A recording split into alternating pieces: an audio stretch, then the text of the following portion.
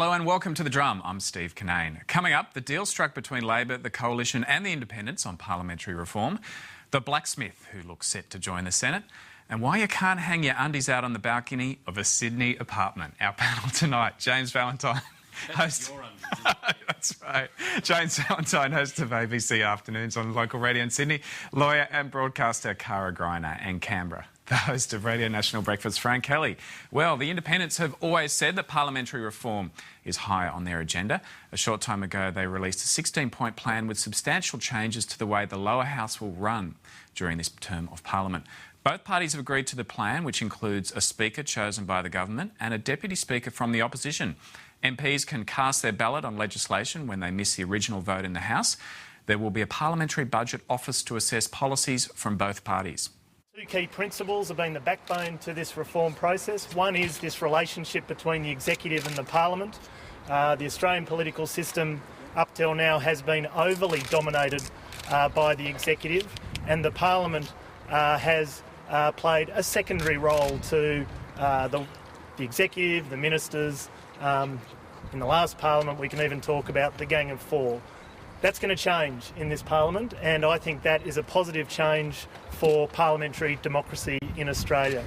The other key point is trying to get better outcomes for local communities by emphasising the role that local MPs play. There are 150 members of parliament who got elected a couple of weekends ago, and giving them more of a voice on the floor of the House, more of a role in the way they do their business and represent their communities has been a core principle behind this. And with both parties signing up for the reform agenda, that clears the way for a final decision from the Independents on who will form government, and that appears likely tomorrow morning. Now let's go to Fran Kelly now. Fran, what do you think of these reforms, and what are the most significant in the 16-point plan?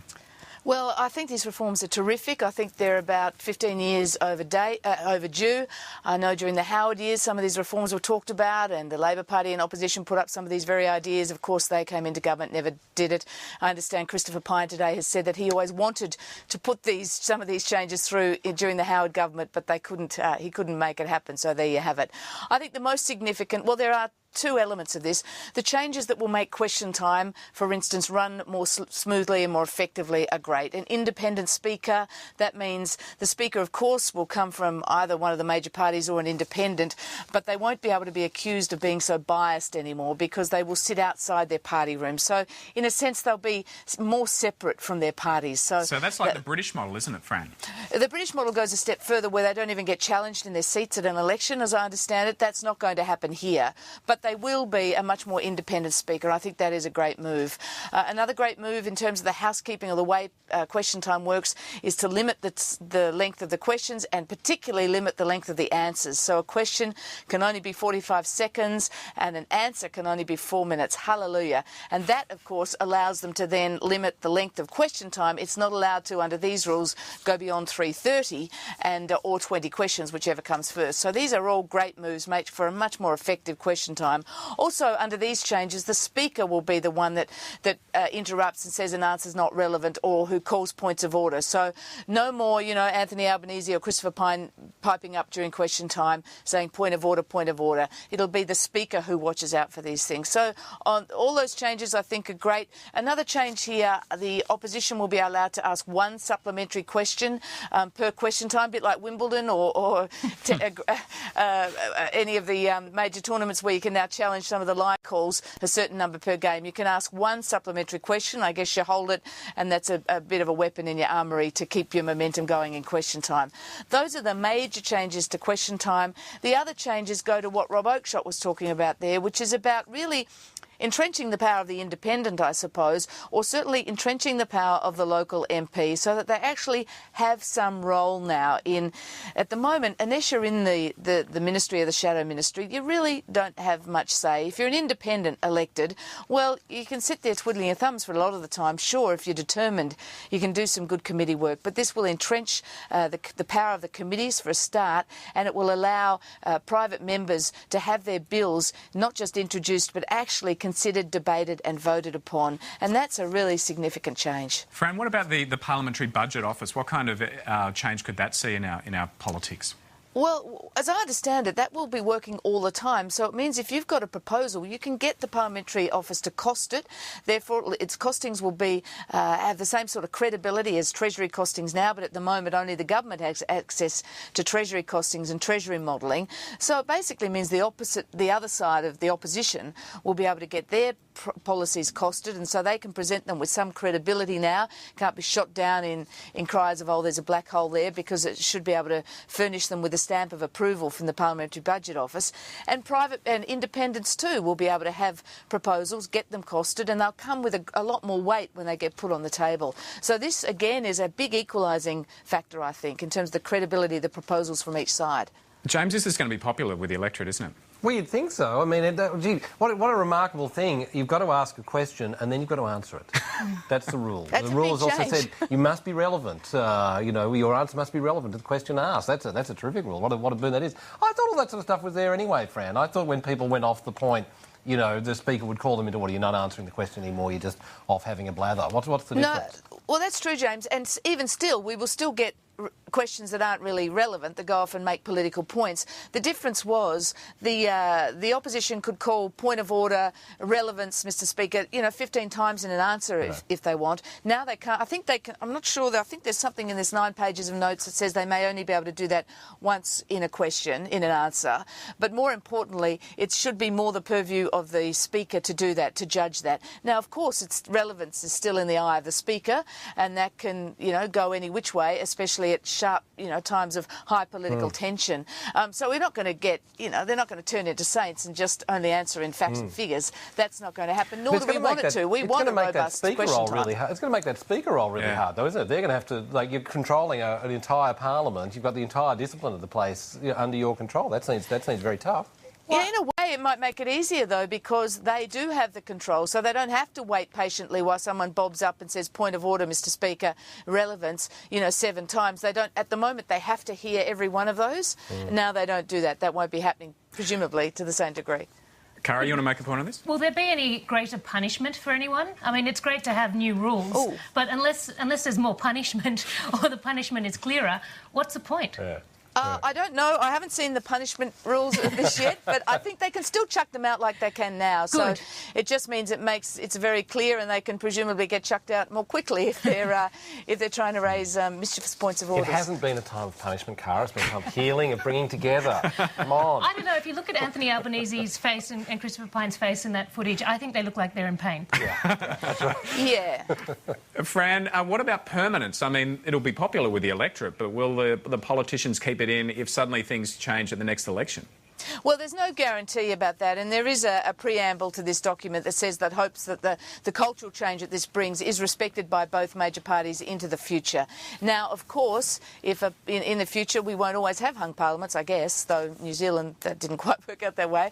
But if one of the major parties gets a majority again in the future, it could change a number of these things, but it would do so, many of the more important ones, I think it would do so at its own electoral risk. I mean, who's going to really come in and say, oh no, I want answers in question time to be open-ended again? I don't think anybody is. Who's going to say, well, no, I don't want an independent Speaker, I'd prefer to have a biased one? I don't think anybody is. Who's going to try and take away the power of the independents to actually get their legislation or their motions heard? I don't think anybody is. So I think to a large degree this will make a permanent change. I think the culture of, mischievous points of order and all that sort of stuff, that may change, and it may get more unruly again within a very short time.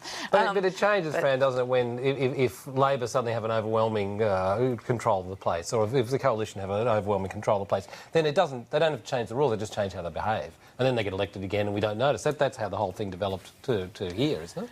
Yeah, no, that's true. The behavioural, you can't dictate on a piece of paper how MPs behave. I mean, they behave like fools much of the time, and it's hard to change that. But if you have the structural changes there that mean that they can't keep bobbing up and down and interrupting answers, or that a minister can't drone on and on reading notes, they're actually meant to limit their notes in this. And although they tried to say you couldn't bring notes in because they're sick of ministers standing up and reading long, boring answers that they've written out. So, I think it will put an end to some of that stuff. It's a time of hope and joy. It is. Yeah. And ratings will improve on question time. Yeah. Importantly, too, one important thing I should have said, Steve, is they're also having an acknowledgement of country at the beginning of every question time. So as well as prayers, or before prayers, I think, there'll be an acknowledgement of country. So, I mean, that's a change that, you know, I suppose either major party could change if they wanted to in the future. But I think that was a Rob Oakeshott move, so it's a recognition of, you know, the Indigenous owners of this land. Yeah, and that's certainly a big change. Well, let's talk more about the numbers and who might form that minority government. And while some in the coalition, like Warren Entsch and Barnaby Joyce, believe they've lost the race, the three independents are still playing their cards pretty close to their chest. Here's some of what Tony Windsor had to say earlier today. I think it is important that the three of us talk together, because this isn't a game. We're looking at whether there can be a stable government formed. And if we can't, well, the people have decided, but hopefully we can. You had your mum's 93rd birthday yesterday, you said. Did she have some wise words of advice? Yes, she did. What did she reckon? What'd she say? Mum's the word. Anyway, And Rob Oakeshott also spoke to the media today, and he's holding the line that the three independents working together is about stability of government, not self-interest. It does look like we may have to make some choices about whether we stick together to get stable government or not. Again, we're down to the pointy end of those discussions today. But we get stability and we get the consensus, and it would be nice if there was 147 others who were here trying to work it out as well, so that that national interest issue of stable and outcomes-focused government was genuinely allowed to fly for the next 3 years.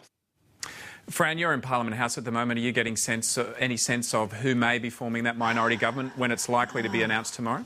I can't tell you how many times I've said, who do you think is going to win? Or people have said to me, I was walking through an airport today and someone called out, Fran, who's going to be the Prime Minister? So I think there is a sense in the community they'd like to know now, just finally getting to that point. I think it still is an open question. As I understand it, the independents are off to another meeting with Tony Abbott now, I think, and they've been meeting with leaders through the day. So they're still very much seeking information and trying to work it out. There is a sense that because of their public utterances over the past week, you'd have to think that on some of the big policy questions, they're more inclined with the direction that Labor and the government have been going in the last 3 years than particularly Bob Katter is very dismissive of what the Howard government didn't do in 12 years. That seems to be very front of mind for him.